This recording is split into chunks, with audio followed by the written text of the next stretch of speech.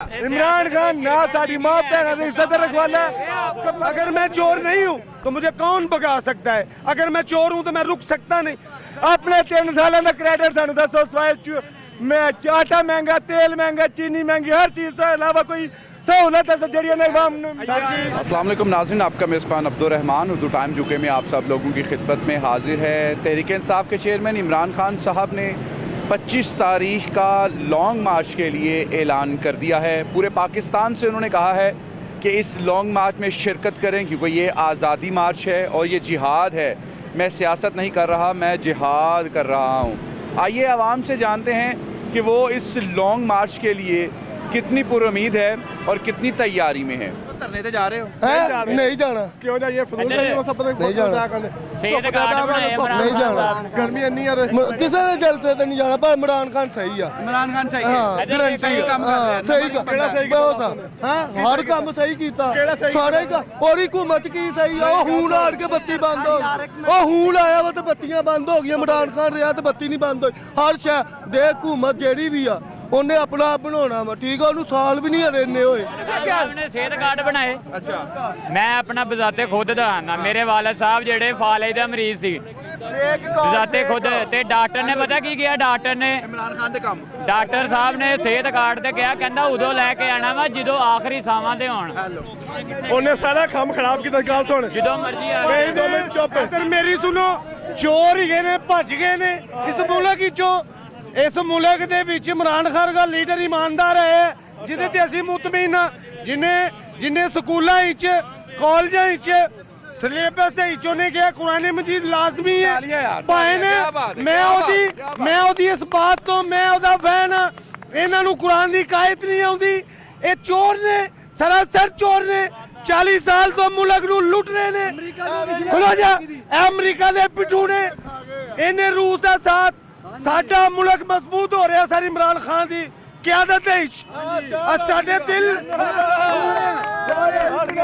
जेड़े मरे हुए लोग, जो मरे हुए लोग जिन्हों का आसरा कोई नहीं। सर 10 लाख रुपए तक मेरी भैन। खलो जा यार, गल सुन, मेरी गल सुन भाई बन। मैं अड बीती करांगा। मेरी भैन बड़ी फौत हो गई है, अल्लाह उन्होंने जनता ही कर दे।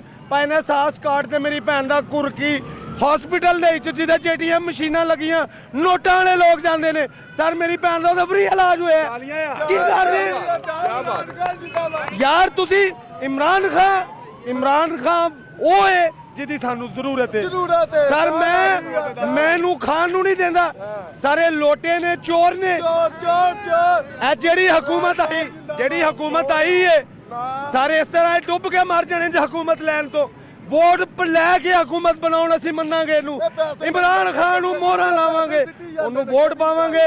साडे बच्चे कुरान दे कारी होणगे, असीं इज्जत नाल मर सकांगे, असीं इज्जत नाल जी सकांगे। सर देखिए, ये सिर्फ 1 मिनट, ये सिर्फ पेट्रोल को रो रहे हैं, घी को रो रहे हैं, चीनी को रो रहे हैं।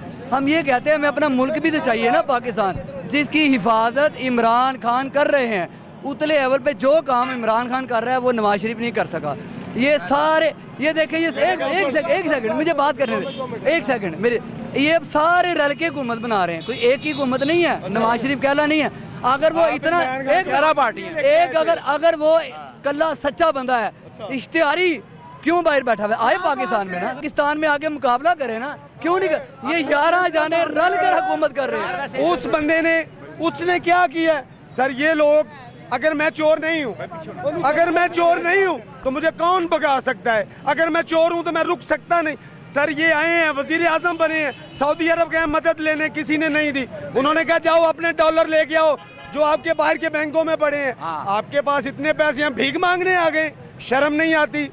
सर इमरान खान वो बंदा है जिसकी हमें जरूरत है। बहन की इज्जत का नहीं पता, हमारे बच्चों को इसकी जरूरत है। चोर खान को माँ बहन की इज्जत का नहीं पता। आप छोड़ें, आपको पता ही नहीं है।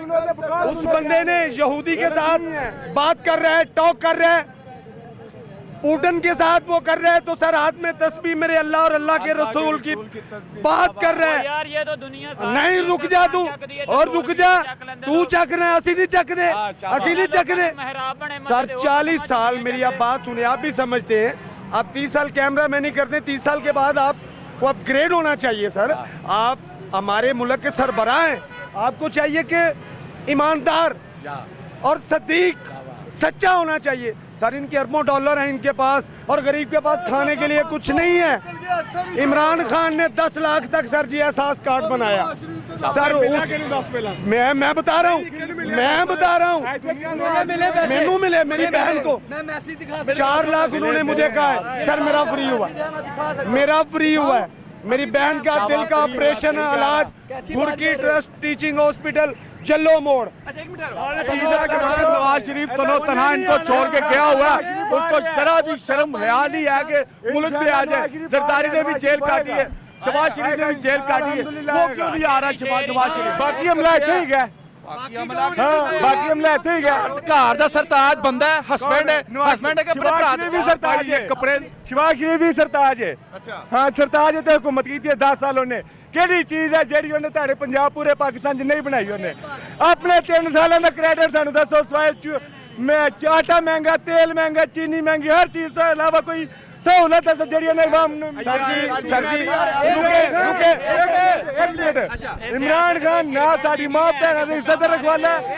परसों चौथ का बयान इमरान खान का, 1 मिनट यार, इमरान खान का।